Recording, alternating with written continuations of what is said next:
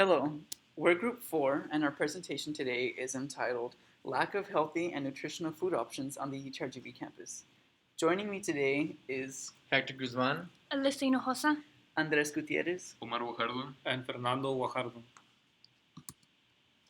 In this presentation, we will take a closer look at a local problem at UTRGV, current food options on UTRGV campuses, health education in the RGV, health of residents of the RGV, diversification on campus, issues with food choices at UTRGV, breakdowns of food choices, how this affects students and stakeholders.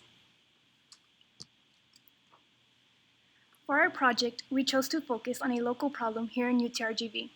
UTRGV has a limited variety on dietary and healthy options when it comes to choosing what to eat. If the food provided in UTRGV does not meet with the restrictions and diets of students and staff, they have to bring food from home or have to obtain food from restaurants off campus. It is a common problem that many people face here on campus and have to struggle with it. Current food options on the UTRGV campuses. Edinburgh currently has 13 eating options, while Brownsville only has 5, Chick-fil-A being the most popular on Edinburgh and Pizza Hut at Brownsville. Although UTRGV offers different choices, many students are not satisfied with their options. Health education in the RGV. Nowadays, many people in the Valley are not well informed of healthy eating habits. They tend to disregard their health and eat whatever is available as long as it is good, and traditional Hispanic foods are typically not the healthiest choice. We grow up eating many unhealthy dishes without being properly educated on the importance of healthy eating. To look at this problem more broadly, we should look at the trend of health in the RGV. Historically, there has been consistency between unhealthiness and the Rio Grande Valley. In a study, McAllen ranks as the fattest city in America, with 44% of adults being obese and 13.6% are inactive adults. 99% of the population of the Rio Grande Valley is Hispanic, and Hispanic dietary patterns have been found to correlate with obesity. This slide here shows the diversification of the students here at the UTRGV campus, or rather lack of diversification. It shows that about 88% of the population is Hispanic, and of that 88% of people from here, about 93% are from the Rio Grande Valley area. So it does show that most of the people from the valley come here to UTRGV. And the major issue that follows with these food choices are the high amount of just fast food options here at school, the lack of nutritional education here in the UTRGV campus, and also there only being one food provider here at UTRGV, which is Sodexo. The breakdown of the food choices here is many of the vending machines here only offer junk food options, which do not prioritize healthy options such as fruits and vegetables here to students. A lot of the fast food places here are part of the typical American fast food places such as burgers, fries, and pizza, with some Mexican options such as tacos. A lot of these food choices, when you break them down, they have high carb and high fat content, which don't mix well with a healthy diet. And when compared to healthier food options, like on the left-hand side, they're typically lower cost as well. For example, a Chick-fil-A sandwich meal will cost you about $6.90, while the meal for the salad will run you about $8.50.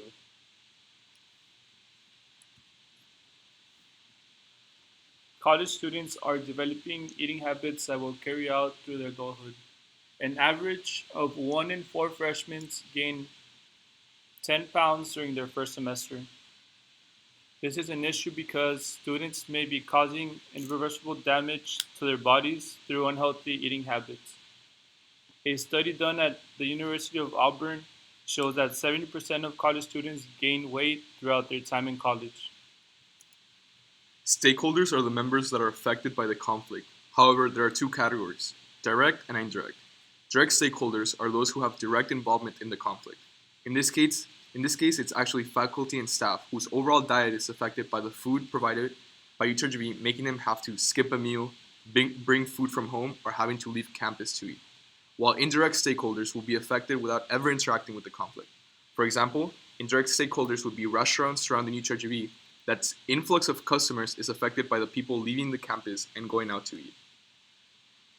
We provided a survey for students and staff that asked them various questions about their opinion over the dietary options at UTRGV. One of the questions was to rate the health level of the food provided by UTRGV on a scale from 1 to 10. None of the candidates chose over a 7, and more importantly, the majority of the candidates chose 3 and 4. They suggest that there should be more variety in cultural foods, overall cheaper and healthier options.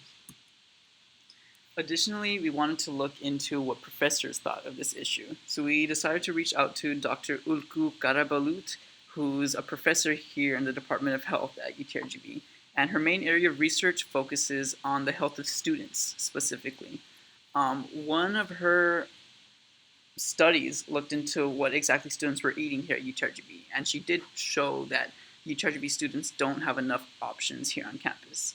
And additionally, she looked into specifically the health of Hispanic students when compared to other demographics. And what this study showed is that approximately 50% of Hispanic students are overweight or obese. And Hispanic students actually rank as having the worst health when compared to other demographics of students. And we asked her, why is this? Like, why does she think this reason is? And she says that there may be biological reasons for this, but most likely the cause is because of a lack of health education. That students grow up with these bad habits that they then carry on into adulthood. And it's just, it's hard to fix something that students have become so accustomed to for so many years. Additionally, we wanted to talk to UTRGV directors. So we reached out to Mr. Roberto Cantu, who is the Executive Director of Auxiliary Services at UTRGV. And he's actually on the committee of directors that decide what vendors to bring into campus for food, exactly. So we asked him, like, when it's time for a committee to choose a new vendor, what are the main driving factors on campus that like lead into that choice? And obviously the first one is how much commission does the vendor offer?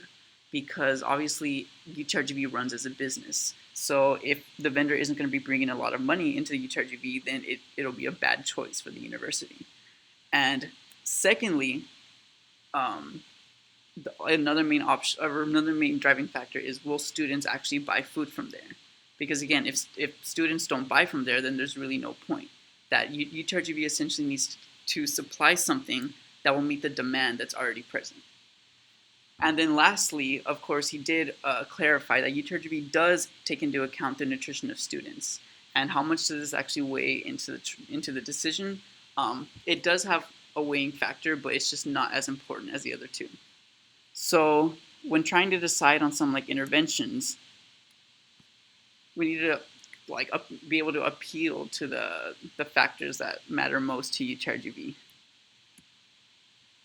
which is, will students buy from there?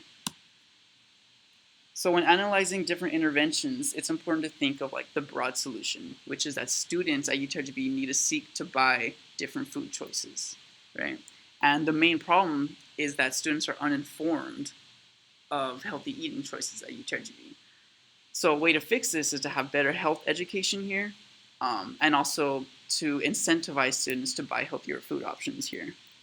Additionally, UTRGV can work to provide healthier eating options because, again, there aren't enough healthy eating options. So this could come from sourcing produce from local farmers and vendors, which will bring down the cost of nutritious food items.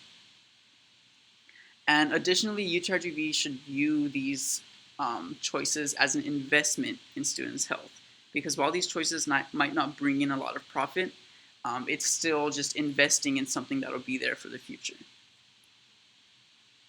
Lastly, UTRGV needs to provide more options for students because many students here maybe feel forced to choose unhealthy eating options that are provided.